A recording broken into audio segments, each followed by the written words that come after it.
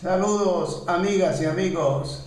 Hoy le estamos presentando al mono, al señor mono, ¿verdad? El mono apareció aproximadamente entre 60 y 80, 85 años, ¿verdad? Hay una diversidad de clases de mono.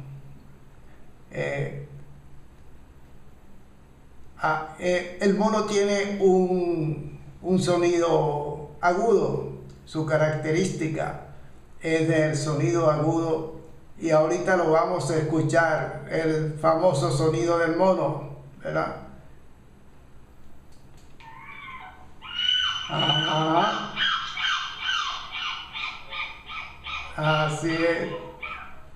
Como lo pueden apreciar, el mono tiene un sonido muy peculiar, muy agudo. Se puede ver allí, sentir el sonido del mono.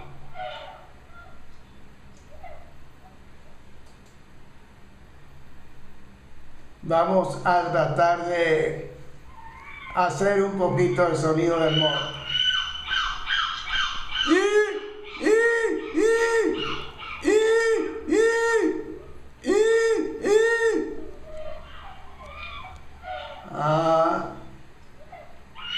Así es, muy agudo su sonido del mono.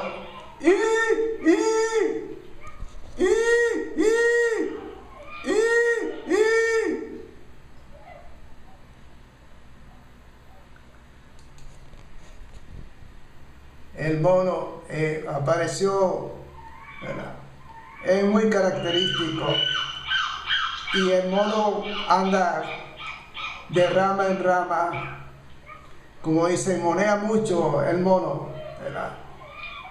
Así es, le hemos presentado al famoso mono.